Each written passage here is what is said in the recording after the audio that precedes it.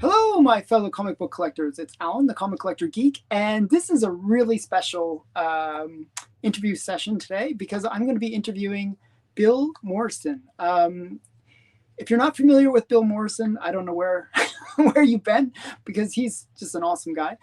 He was involved with Bongo Comics. I think he's one of the founders or creators of Bongo Comics. He was the artist that did Treehouse of Horror, most of the covers, awesome covers.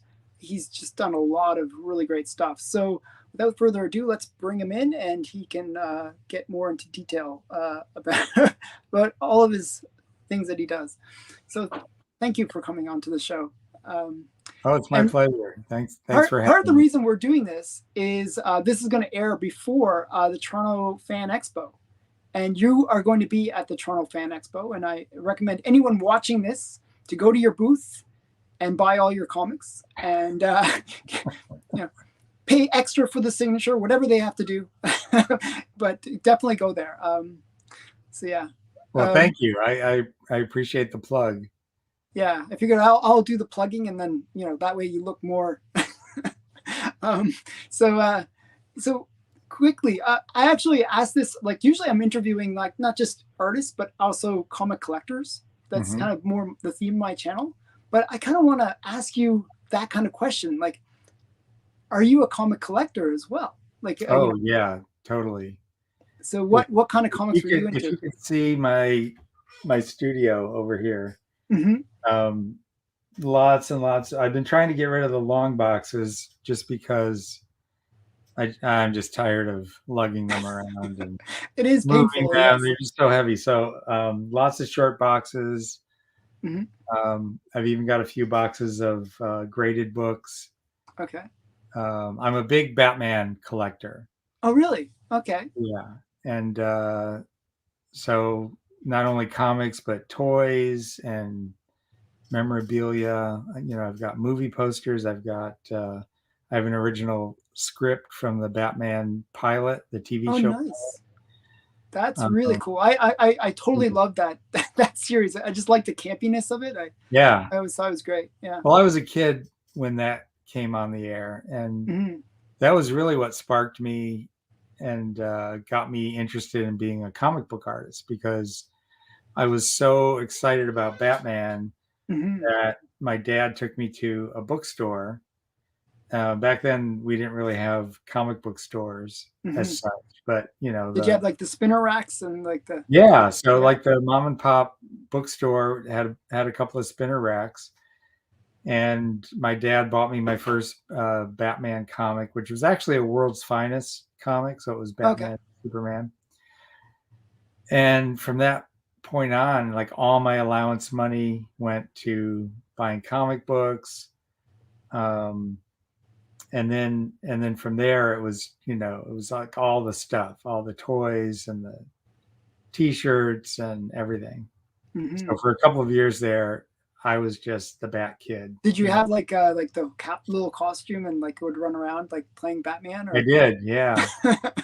Actually, some years back, I wrote and drew a story for Dark Horse.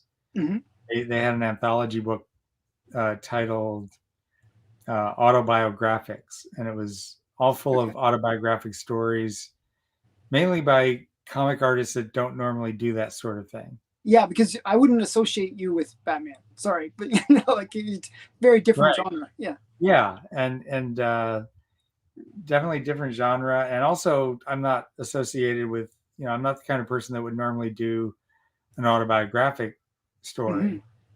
And I asked the editor Diana Schutz if I could do something funny because most of the autobiographic stories that I had read were very serious and contemplative and bit boring. self-confessing and that kind of thing. And I was like, no, I would like to tell a story about, my childhood. And so I dug back and did a story about me wanting to have the perfect Batman costume as a kid. And so I had like the Sears, like the deluxe Sears Batman suit. Hmm. And so it was better than the one that came in the box with the plastic mask. Yeah, I remember always the plastic. I had that actually. I had that one, the plastic mask one. It always cracked for some reason, and then it Yeah, was just like a onesie that you'd put over, and right. it was like you'd make sort of that swishy sound whenever you walked, and it was the worst. It's just That was made of back then. I think they were made of nylon. yeah, like almost garbage bag level of quality. Well, Um, You're younger than I am because not much, not the much, ones but that yeah. you had were actually made of plastic. Oh, They okay. were like a vinyl, kind of like Yeah, a yeah. garbage bag. Yeah. But the ones I had were like woven nylon, and they were somehow supposed to be flame retardant. Oh no, That was a big selling point. that's horrible. Oh Yeah. wow. Okay. I don't know how many kids were like bursting into flames I wearing don't know. I don't think it's a Halloween normal costumes, thing, but yeah. but anyway, so I wrote this story about how I had this deluxe costume, but it didn't have a mask. It had like a hood with the bat ears, Oh, okay. and then it had like a domino mask that you put over top of that. Hmm. And it was sort of more like the movie, like the 1940s movie serial version of Okay. Batman. So then Ideal came out with the big plastic helmet Oh wow. and the Okay. utility belt, and the helmet came with a better cape because it had the like the bat wing scallops, Hmm. and the cape that came with the Sears one was just like kind of straight across. And so then I kind of upgraded my costume, and I thought that was really great. And I thought, this is the ultimate. I've got the best Hmm. Batman costume. And then there were these kids in the neighborhood whose mom was a really good seamstress, Oh no. and one of the pattern companies like Simplicity or Butterick or one of those. Oh, you could order the pattern for the Yeah, they costume had too. like the pattern from the TV show, like it Oh looked wow. just like the one from the show, the Adam West and Burt Ward, Yeah. level costumes. Hmm. So these guys were brothers, one older, one younger, and their mom made them like an almost perfect Perfect. Adam Yeah. West Burt Ward, and I was like, Yeah. I can't compete Yeah. with You that. can't compete with that. Well, you should have been like, "Hey, mom." Nudge, nudge. But Well, anyway, we had 6 kids, so she had her hands full. So yeah, that would be pretty hard. yeah. So yeah, wow. But yeah, it's still cool. I just had the plastic one, so you're above me at least. You're above me. Um, so yeah, so how did you get into like working with the Simpsons? Like I don't like what was like. So you were interested in comics, but then how did you go into actually making comics and being involved? Well, I sort of took a detour, um, because when I was going through art school and thinking about my career, what Hmm. I would do when I got out, I really wanted to be a comic book artist, but back then all the publishers were in New York City. Oh, okay. And when I grew up, New York was kind of a dangerous, scary Yeah, place. yeah, yeah. And It was rough I area. just really had an aversion to moving there. And you really had to Hmm. move there. It wasn't, you couldn't just fax You things, couldn't just mail in your stuff. You mail had to, in, no yeah. FedEx. Yeah, nothing like that. So I had to think really seriously about, well, do I really want to do that? Hmm. And I had an art teacher, an illustration teacher who taught me how to use an airbrush. Okay. And he really turned me on to a lot of the illustration that was being done on the West Coast. Hmm. So it was, things you would see in movie posters back then, and album covers, billboards, Hmm. just really fun graphics, very slick, very stylized. And I got really turned on by that. So I started directing my portfolio towards that kind of, towards that So you're style. doing much more airbrush work in your portfolio, kind of. Yes. Okay. And so I graduated and I worked for about a year doing technical illustration. Hmm. Um, I'm from Detroit, Michigan. So Okay. I Okay. was doing, just things for the auto industry primarily. Oh wow. Okay. And, but working on my portfolio, in my off hours. And finally, I took a vacation and I went out to California and stayed with a friend. And I just showed my portfolio around. Hmm. And the place that ended up hiring me was an ad agency that catered to the movie industry. Oh, okay. And So so you were I, doing like the posters. Was that the idea that you were going to be a poster artist? yeah. But, I was young, I was, inexperienced. So I got to work on some really big movies. Like I got to work on the Supergirl movie Oh, and, that's cool. things with, big name movie stars. Hmm. But only in a small way, like the preliminary drawing. Oh, And okay. then once like a concept got selected by the producers, then they would hire like a more seasoned illustrator to do the final illustration. Oh, wow. I didn't But realize it was that complicated of a process. I just thought they get yeah, one artist and there you go. oh yeah, no, it's usually there are some artists that only specialize in what they call comps Okay. or concept art. Hmm. And so if an art director has a bunch of ideas for a movie campaign, they'll bring in this sketch artist, and the sketch artist will just do a bunch of drawings, Give like a make whole it bunch look of like, variety of ideas, kind of idea. right, but they'd Yeah. be roughs and they'd be, like maybe, this big, just sketches. And then the art director would choose the ones that he or she liked, Hmm. and then it would go to the next phase. And the next phase was rough illustration, sometimes black and white. It wasn't always in full color, but those would be bigger. Those would be like 11 by 17. Okay. And so I got to do a couple of those, but mostly was doing really rough sketch art. Hmm. And then a job came in that was really low budget, Hmm. and they knew that I could paint. Okay. Not all that well, but they knew, decent enough for a low budget job, I guess. Okay.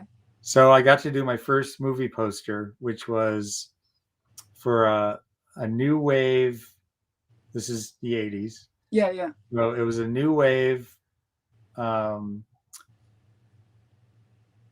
musical starring Pia Zadora, who, Oh, if I think anyone I might knows, know this movie. she was in Santa Claus versus the Is this Martian. not Xanadu or like No, no? it was What? called Voyage of the Rock Aliens. Oh, wow. So like almost Around like the same time as there's Xanadu, though. yeah. So there's like B movies and then there's like one tier maybe. Yes. So yeah. Wow, that's cool though. Although I'm told, like, adults in their 30s and 40s Hmm. um, have sort of rediscovered that movie, and it's very Hmm. campy, but it's a very period piece. It's full of new wave music and Hmm. corny So in a humor. way, it's almost like one of those classics because of the fact that it's so timely. Yes, Yeah. yeah. It's so of that time. Yeah. It's like Yeah. a time capsule of the early Yeah. '80s. So I did that, and they liked it. I did actually two posters for that movie, and then I started getting more of these low budget movie Hmm. poster jobs. So I did the one that most people know is House, Oh, the I love that movie William Cat with the horror. hand. Yeah, Yeah. so that was me. That's cool. I That was love that. actually my That hand. was I like that movie. I was really into those kind of B movie horror movies. Yeah, Yeah, I love that. the That's two cool. big horror movies that I did were House and Blood Diner. Okay, okay. So Not anyway, as familiar with that one, but yeah. yeah, it's a little lesser known, but um, so while I was there, I met Matt Groening Hmm. because he was friends with the young art director who was hired the same week that I was hired. Hmm. And her name was Millie, and she brought Matt in to write copy for the movie posters. So Hmm. that was how I got to meet Matt. And this is, you know, years before The Simpsons. So, well, not that many years. It was really a couple of years later that The Simpsons appeared on the Tracy Ullman show Yeah, as just little and they were short. really rough back then. It was Yeah. it was really rough. Yeah. Those were really Matt's style. He used to do the storyboards. Hmm. So I kind of knew Matt, knew him well enough to say hi. in the Hmm. hallway, you know. Um, but mainly Millie was the person who years later, once The Simpsons became a primetime show, she called me up. And at this point, we hadn't worked together for a couple of years. She had gone Hmm. her own separate way, and I'd gone to another studio. And she called me up and she said, "Hey, you know, I'm working with Matt Groening. I don't know if you remember Matt, but he's got a new show on TV called The Simpsons." Hmm. And I said, "Yeah, I've seen it, and you know, I also saw the Tracy Ullman short cartoons, and Hmm. you know, I'm already a fan. I love it." Yeah. And it had only been on the air as a half-hour show for about 3 weeks, Oh, so it okay. was So super really early. That's really really early early. on. Yeah. And she said, "Well, Matt has put me in charge of all the merchandise art. So Hmm. I'm doing approvals for him. So I have to meet like with the executives at Fox, and when they have a new product Hmm. that a licensee wants to put out, I have to, you know, give them notes and, you know, give them a thumbs up or thumbs down on the concepts and all that." Hmm. And she said, "I'm looking for artists, and I remember that you used to really like comics and cartoons. So I thought, you know, Hey, why maybe you not? might be able to help me out with this, you know." Hmm. So she brought me in, and I started doing Simpsons art for all the merchandise that was coming out Oh, wow. in 1990.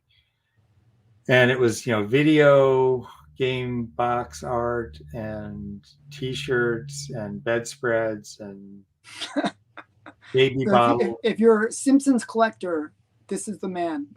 Yeah, I've actually, a lot of Simpsons collectors have contacted me over the years, and because they, I guess, have heard that I, you know, had a lot to do with the early merchandise. Hmm. And so they'll ask me, you know, they'll send me a photo and say, "Do you know what this was from? Have you ever seen this?" And Hmm. sometimes I have no idea, and other times I'll go, "Oh yeah, that was," and then I like rattle off the name of the company that produced it, Hmm. Wow, that's and they're cool. just like, "Wow, this guy's a guru." Well, you would be, right? You're the guy that, made it. So, yeah, it's all. Yeah. I mean, I mean, I was there. like, whenever I think of Simpsons merchandise, I always think of Krusty, Krusty the Mhm. Clown, and how he would put his name on everything, and like it's like merchandise, merchandise, merchandise. Yeah. I actually, The Simpsons kind of did that as well. So, were you producing a lot of art for that, or was it? Yes, a lot. I mean, it at first I was freelance, and it got to be so overwhelming that Fox hired me full time Oh, wow, because they didn't like that I had to split my time between their other projects, jobs yeah. and other jobs. Um, but it's actually amazing. As much Simpsons merchandise as there was out there, Hmm. um, Matt was also pretty particular about what he would allow Okay. the characters to be associated with. Um, So there is a lot of stuff that got shot down that Hmm. Matt was just like, "Nope, Simpsons. That just doesn't fit with the Simpsons. It's not." No Simpsons switchblades or. No, you know, he wouldn't let the Simpsons like do. I remember when we were doing the comic books, we had like an ad co-op with DC. Oh, okay. So the DC ad department would sell the ads. They would get the advertisers on board, and they would use us and Archie and a couple of other publishers who were part of this co-op, Hmm.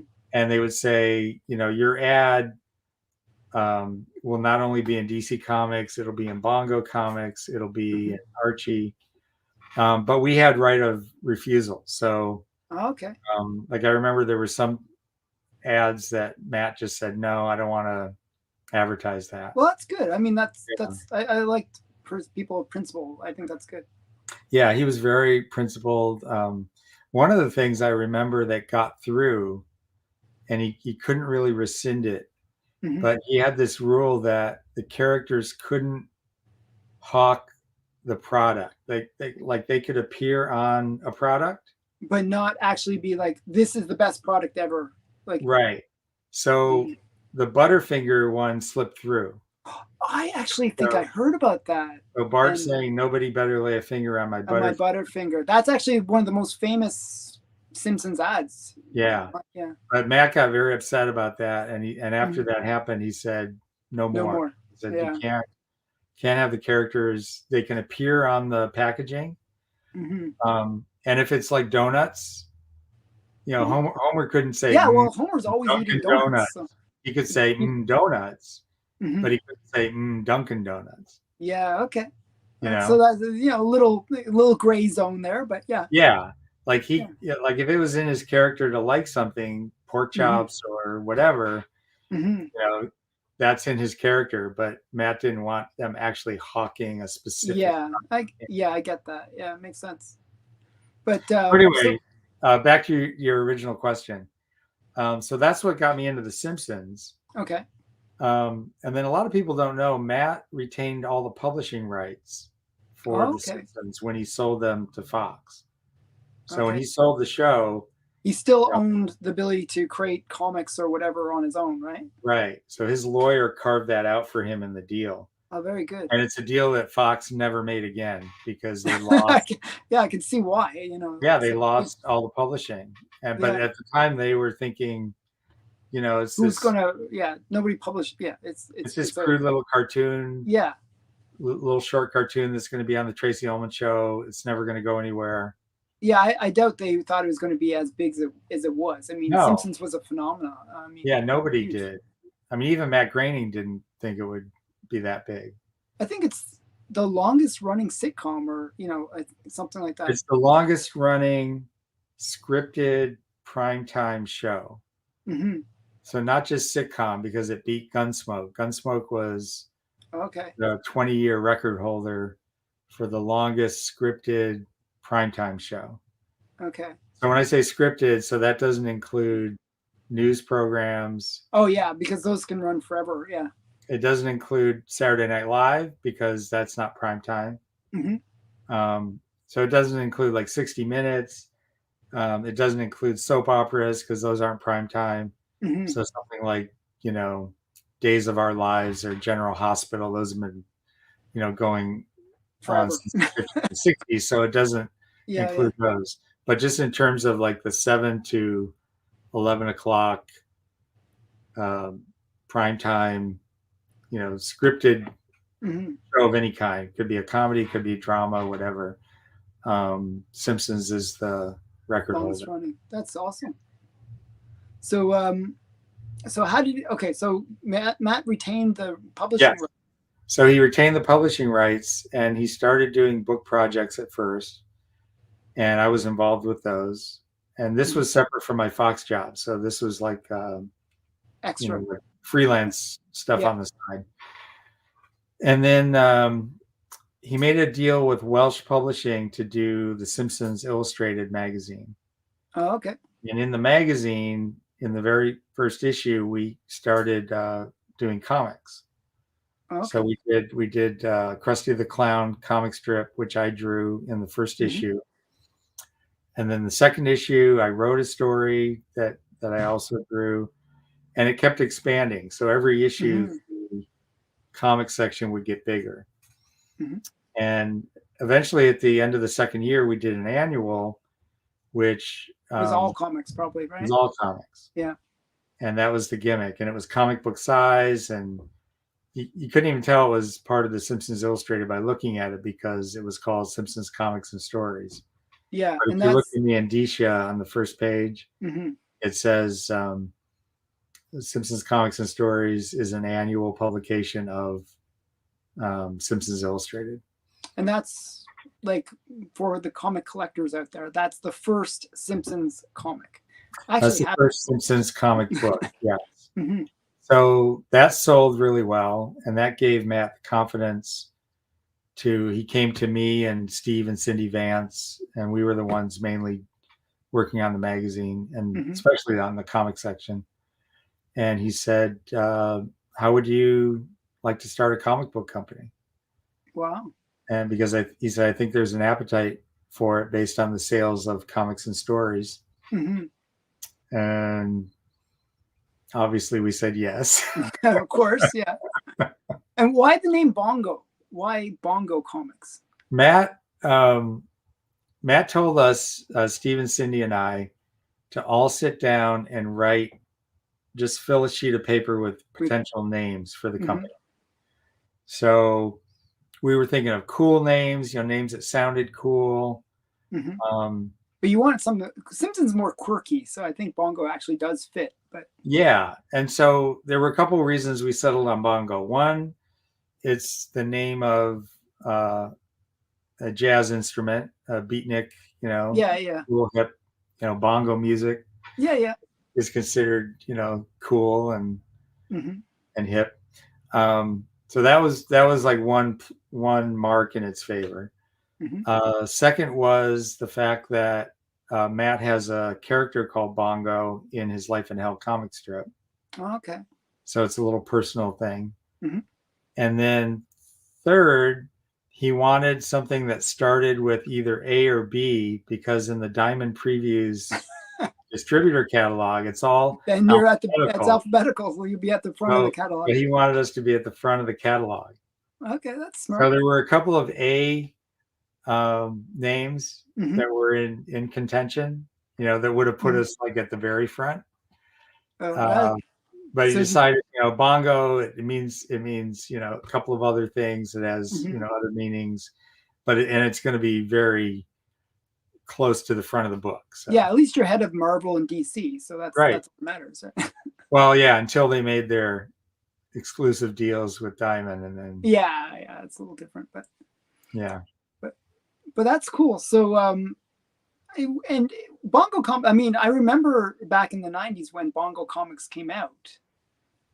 It was actually pretty big at first. Like everyone wanted to get the first issues. Like I remember, and there was like so many different ones. There was pretty much each character got their own title at the beginning. Well, we had 4 books that we sort of let out with. We had Itchy and Scratchy, Radioactive Man, Bartman, and Simpsons Comics. Yeah, I bought all 4 of those when they were on the shelf. So. Thank you. Appreciate that. Simpsons Comics, obviously no brainer. And then the other ones were all just, because Itchy and Scratchy made sense because. Well, it was a popular cartoon within the cartoon show within the Simpsons universe. So naturally it would have its own comic. Obviously Radioactive Man, Bart's favorite superhero. And then they had established Bartman on the show, which is really just Bart dressing up as a lame version of himself to try to get free admission into a comic book convention. Yeah. But we took that and ran with it and just turned him. Well, it has a very Batman feel to it. The whole. Yeah. Sounds like Batman, Bartman, Batman. Yeah. So all of those really made sense. And then we did the thing with the flip cover in Simpsons Comics so that we could play around with all the secondary characters.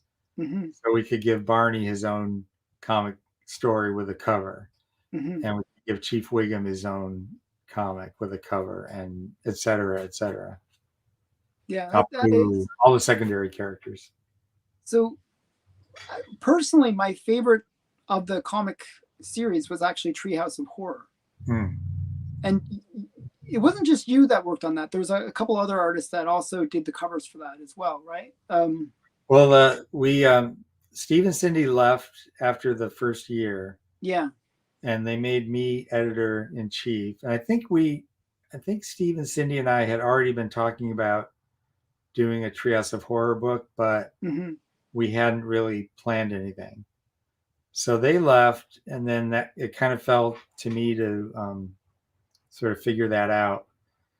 And I don't remember whose idea it was. Somebody at Bongo. I don't think it was my idea, but somebody had the idea of bringing in outside writers to write the stories, and then we would have our own artists draw it. I would draw it. Stephanie Gladden, who had started doing work for us. So it would look on model, it would look like the TV show, but we would get like these celebrity comic artists to write the stories and let them kind of play in our sandbox. So for the first issue, we got Jeff Smith. Oh wow! Who I didn't realize that you had separate artists, separate writers. Like outside Yeah. of the company. Yeah. So we Jeff had Mike Smith, I'm a Allred. big Bone fan, so that's cool. Yeah. Oh, you got it. If you don't have that issue, then that's got I have the complete run, all first print, and I have that so. issue. So yeah, Oh, you have Treehouse one. yeah, I Okay, so Jeff wrote a story about um, Moby Dick, okay. which Stephanie Gladden drew. Hmm. Um, Mike Allred was in that issue. He wrote a story that he also inked, Hmm. but I penciled it. So he penciled my inks, and it was a Little Shop of Horrors parody called Little Shop of Homers. Yeah, I remember that. And then James Robinson, who was really popular at the time for sort of reinventing Starman at DC. Hmm. He wrote the third one, which was Bark People, which was a parody of the Village of the Damned or something. was a parody of Cat People, Cat People. Sorry, yeah. the classic noir horror film from the Hmm. 40s. So that was the first issue. I drew the cover, but I wanted it painted, Hmm. and at that time I was only airbrushing, so I hadn't really gotten into painting with a brush yet. I mean, Hmm. I had done that years earlier, like with the house poster, Hmm. but I don't know if I was too busy or just wasn't feeling confident. But um, there was a studio in Los Angeles called the Al White Studio, Okay. and they did all the painted artwork for Disney, like for puzzles, like Whitman puzzles and game boxes and record albums. So they did that really lush. Like if you look at old Gold Key comics or Yeah, Dell they're comics, beautiful painted covers. Yeah. beautiful painted covers, especially on the annuals. So Hmm. that's the look that I wanted on that first issue cover. So Hmm. we went to the Al White studio, gave them my pencil drawing, then had them render it. Um, and then from that point on, I did all the covers myself up until I think like issue 19. Hmm. And it was just annual. So it was like for, 19 years, I did the covers. And then occasionally I would either write a story for another artist to draw, or I would draw the story that an outside writer had written. Um, and it was all just kind of whatever I had time to do. So Hmm. I was by no means the main artist on that. Hmm. Um, the thing became all about guest stars. Okay, very So interesting. I yeah, didn't. so like The every thing year is, that we would. as a reader, I didn't actually check who's the writer and all this kind of stuff. You know, I didn't really like that. Didn't clue into me. I don't know why, or I didn't clue into that. But Well, now I probably should have if it was all these famous people. But it's like a who's who of the comic book industry, that's very cool. and it was really great because I would go to Comic-Con every year and I would meet artists and writers that that I was a fan of, but I had never met. Hmm. And my foot in the door, my opening line with them was always, "Hey, have you ever thought about Considered. writing or drawing a Simpsons story?" And I Wow. never got turned down. They were always anybody who I asked always got very excited. They, Wow. everybody said, "Oh, I'm a big fan. I would love to do a Simpsons story. That would be so great." So I would offer them, a Treehouse of Horror slot, Wow. That's really and then cool. it would usually be like a year and a half later um, That would that we, actually get released and stuff. Yeah. yeah. So I mean, we had Sergio Aragonis, Nice. Stan Sakai, Scott Shaw, Wow. Bernie Wrightson, Oh Len wow. Just all the Wein, greats. Marv Wolfman, Gene Colan, Al Williamson, Wow. Terry Moore. Uh, Terry Morris. It seemed I was going to ask if Terry Moore ever did any because he just he seemed did, very appropriate to yeah, to yeah. It just seems and cool. he wrote a lot of them would write and draw the story themselves. Oh really? Well, That's mainly the cartoonists. After, like I said, with Jeff Smith, I mean, he could have drawn his story, but mm-hmm. at that time, our edict was that the That you guys stories do had it to and be then drawn, in on house. model to Yeah. look like the show. It wasn't until Jeff Darrow, Mm-hmm. in I think issue 4, Mm-hmm. that I met Jeff and I asked him if he wanted to do a pinup Oh, okay. because I thought, if he draws it off model and it's only a page or 2 pages, It's not such a big deal. yeah, like I couldn't see getting in trouble for that. Hmm. And um, so Jeff did this amazing like 2 page spread that shows the Kang and Kodos, Okay. the Yeah, the two alien guys. Yeah. Rigelian aliens Hmm. attacking downtown Springfield. Wow. And it's like a story in 2 pages. I mean, it's all Hmm. silent, but there's so many things going on. Hmm. And Matt loved it so much. He came into my office and after it came out and he said, this is really cool. Why, how about from now on, we let the artists do their own style? Wow. And he said, just 2 rules. They have to have bulgy eyeballs Yeah, they and have to look like Simpsons. Yeah. they have to have the overbite. Hmm. But beyond that, they can render it however they want. And they can do their own style. Hmm. So from that point on, from issue 5 on, it was just, open season. We just let people do whatever they wanted. Wow, that's very I mean, cool. within reason, but Yeah, yeah, yeah. I they get could it. do their own style. So actually, did you like? I asked if you could bring some artwork. Did you bring some Yeah, stuff you can show? I got a few things that I pulled out of some portfolios. Okay. Um, I think it'll be fun for people to get to see some of your artwork. I might have to. I'm gonna make you big. I'm gonna make you big, so don't worry. Okay. There you go. Oh wow. So this is it's kind of floppy because it's done on layout paper, Hmm. but this is a cover to one of the Simpsons Futurama crossover books. Oh wow. I That think looks it's really cool. the second book of the second series.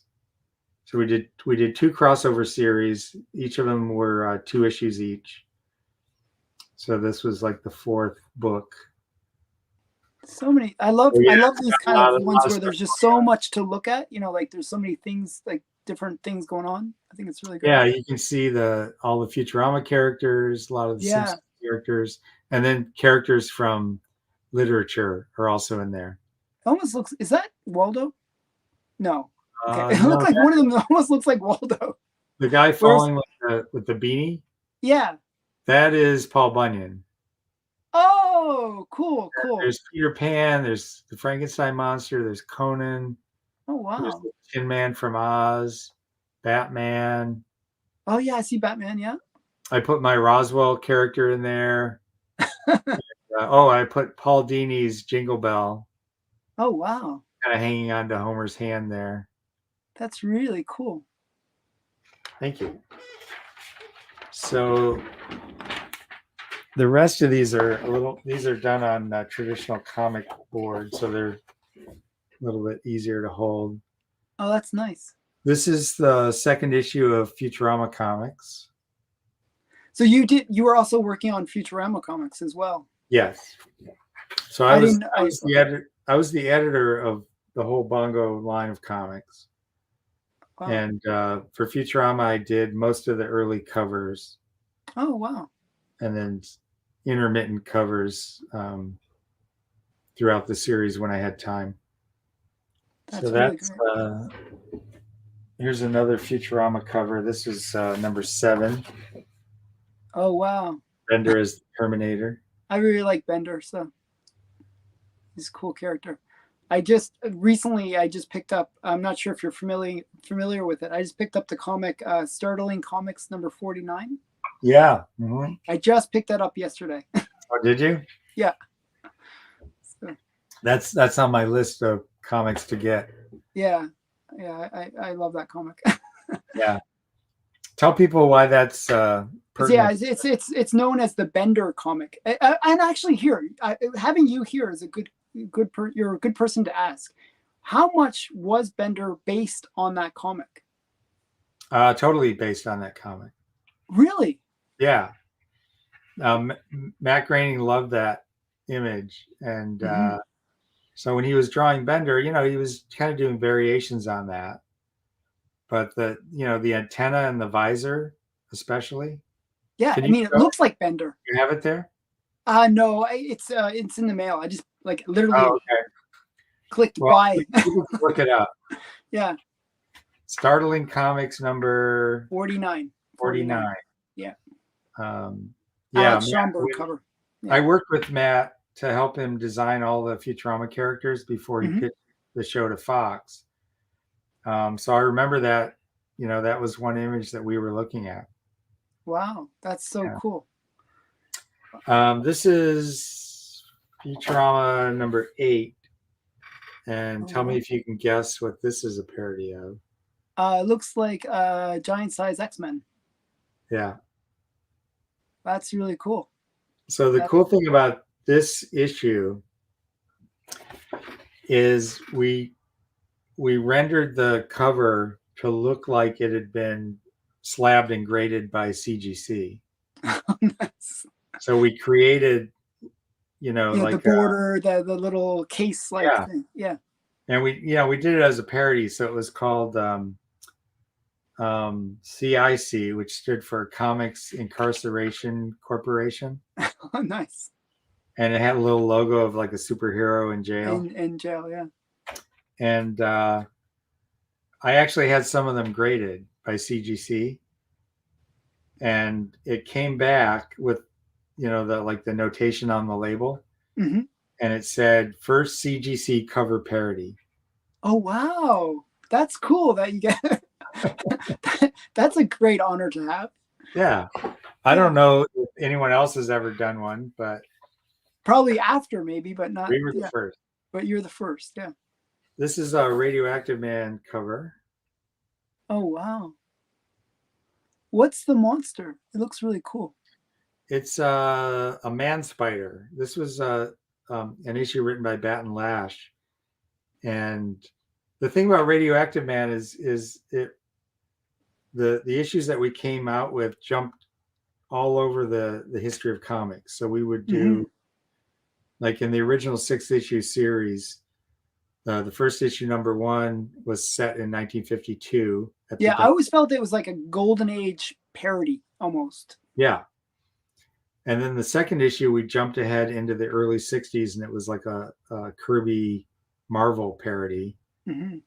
And then the third one, we jumped to the early 70s, and it was a Neil Adams, Denny O'Neil, Green Lantern, Green Arrow homage. Mm-hmm. And so that's what we did. And when we brought Radioactive Man back for the second series, Bat and Lash was the writer. And so he decided to do like a Atlas Comics, like a 50s Atlas era monster comic. Yeah, it looks very predated Spider-Man. So this was Radioactive Man number 4, and it was sort of a parody of Spider-Man, but it was a radioactive man spider. Oh, very cool. Yeah, that's. And then this was the back cover from Simpsons Super Spectacular. Oh, that's really, really nice. Thank you.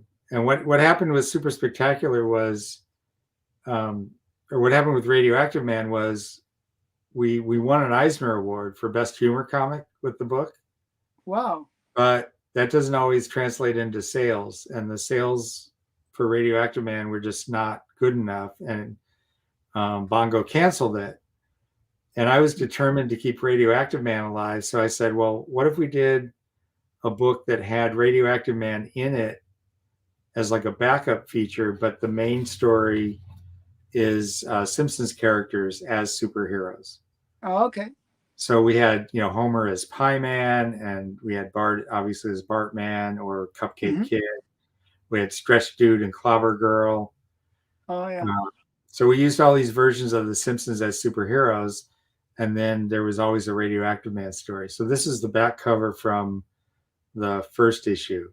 Very nice. I love the way, like the border, the way you did it. It looks like, it's like a page getting ripped out. Well, this is a parody of Captain Atom. I was going to say Captain Atom from Charlton. Yeah, so this is actually... I have that, so that's why I was like, I was going to ask, actually. Yeah, it's based on Steve Ditko's cover for the first Captain Atom. Yeah, I have that book. I have a crazy collection, so just so you know. And then finally, I pulled off my easel. This is a painting that I did recently, Oh wow. and this is a horror show host who's on a network called MeTV. I don't know if you get it up in Canada, No, I'm not familiar with it. Sorry. but it's kind of like TV Land. It's like a retro station that shows reruns of old shows from the 50s and 60s and 70s. Oh, cool. And Svengoolie is this guy. I've heard of Svengoolie, strangely enough. And Just he the was name. a Chicago a horror show host, like a local guy. Wasn't he connected with Weird Al Yankovic at one point? Is that right? He might have had Weird Al on the show. I'm not sure. Yeah, I maybe I'm mistaken, but yeah. Wow, that's very cool. MeTV took him national, so he's now a national star on that network. So he was just like a local Chicago celebrity. Very interesting. So he's kind of like Elvira, kind of like yeah, like comedy and showing schlocky old horror movies. Yeah, well, that's cool. So this was originally done for a T-shirt design for Svengoolie that was sold, or I think it's still sold on the MeTV website. And then, but the final version looks like a 1940s movie poster, like a Universal horror movie poster. So the final version has like the logo and copy up above and credits down below and all that. And they actually turned that into a print, so you can get the T-shirt, you can get the print, and more recently, this cover became a variant cover for the first issue of the Svengoolie comic book. Oh wow! Wow, that's very cool. Yeah, thank you. So, do you ever sell the original art to people? I do. Yeah, I sell originals all the time. Oh wow! Okay, that's cool. I'll have original art at Fan Expo, as a matter of fact. So okay, so people hit him up for original art because it's obviously quite nice. Yeah, I have. Thank you. I have original art. I have comics. I'll have prints. Might have some toys. I've been doing some Simpsons toy packaging art lately. Oh wow! For Super 7, so I might have some of those toys with me. This isn't original art, but it's a print. And I did the original painting kind of similar to how I did the Svengoolie piece, and then I added the type on digitally. Oh wow, the Jetsons. Yeah. So this is a parody of Magnus Robot Fighter #1. Yeah, I know. Wow. Very nice. Thank you. I'm a big parody fan. That's why I said I like Treehouse of Horror, because a lot of the covers are parody covers, and I always gravitate to that. Yeah, me too. And that's, I was the editor-in-chief of Mad Magazine, and that was kind of a perfect job for me because I love doing that's all parody. Yeah. This is limited edition Disney print. Oh, that's really cool. Made to look like a travel poster. That reminds me of like those 60s travel posters. Right. Yeah, actually when you go to Disney World, and I think it's like It's a Small World or one of those rides, they would always have like the posters in front of it. You know what I mean? Like in front of the ride. Yeah. Has that kind of look. And then finally, this is another print that I did of Donald Duck. So do you do much work for Disney? I haven't lately, but yeah, I did a lot of their movie posters. Okay. For many years, and then I've done several limited editions like this one. Wow. This one was only available in Asia, so it was just like for the Japanese and Chinese market. Very interesting. It has a very older style of Donald Duck look. It looks like that early 40s or maybe even late 30s. Yeah, and that's my favorite period of Donald Duck. So I'm not sure if you saw behind me. I have like a 1934, the first Donald Duck actually behind me. I didn't notice. I'll show it to you. Yeah, I'd like to see it. Yeah. So those are just a few things that Oh, those are really I great. have lying around the studio. It's I wish I had art talent. I really appreciate people that have that skill that they can can create something that's that beautiful. So yeah, so you'll Thank see you. the Donald Duck right there. Oh yeah. Yeah, that's the very That's, first Donald Duck comic. so was that all comics or was it like It was actually done in like linen. It's like a linen. It's like it's oversized. It's not comic book size. It's like a big book.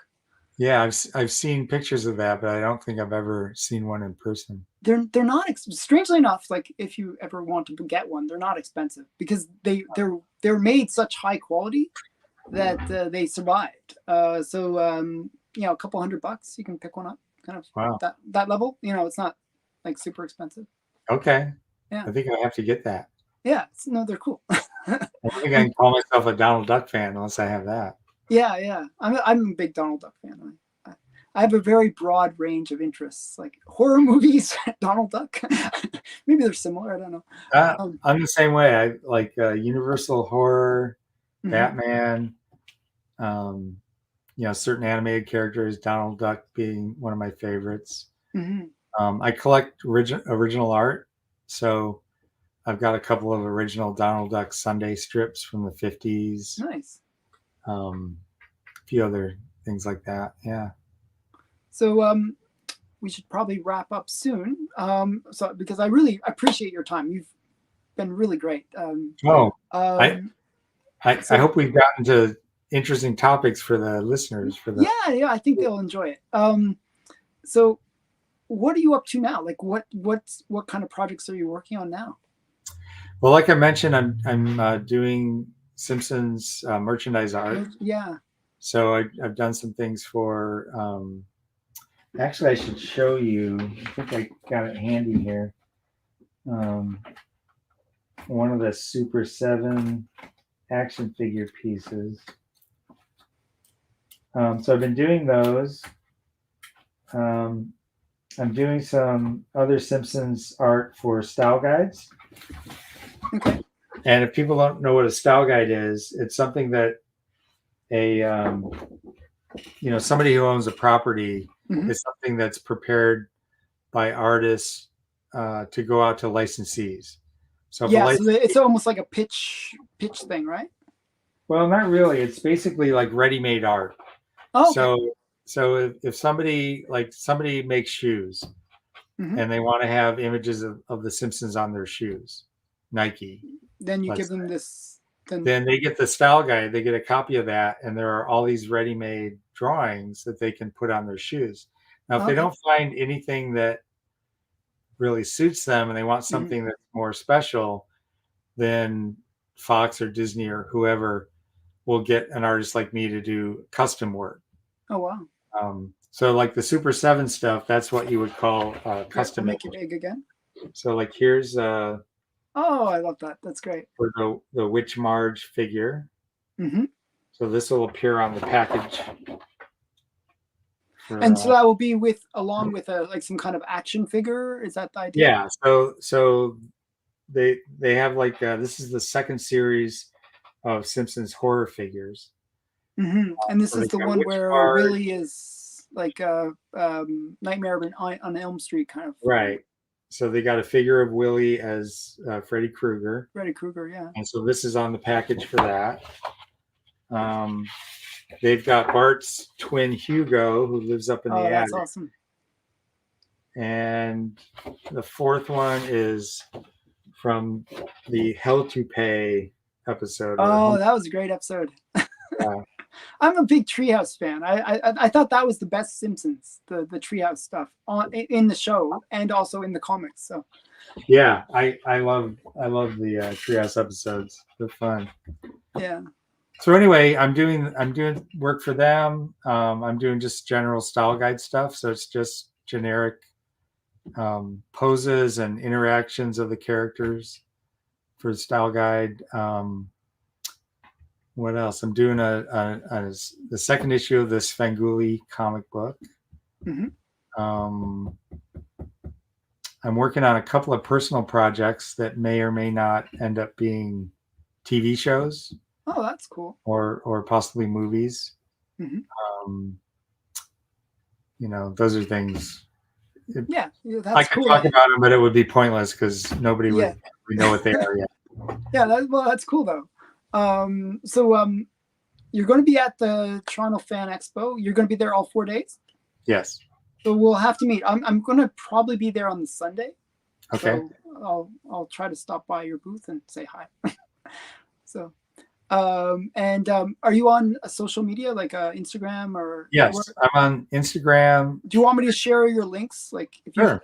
yeah, if you give me any links, I'll share whatever you want me to share. I'll Okay. put it all into my links and Yeah, I definitely recommend people go to the Fan Expo, check out his booth. Yeah, Fan Expo is great. I've been there a couple of times, and I always have a great time. And I don't know, Canadian fans seem to be really friendly and fun to talk to.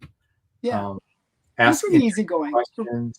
Yeah, we're pretty So easy. I always have a good time up in Toronto. I live in Detroit again. Like I mentioned earlier. So you returned home. Grew up here. I lived out in California most of my life, but now I'm back in Detroit, and I'm actually on Lake St. Clair. Oh, okay. So you're just like a hop, skip, and a jump, basically. I can turn my.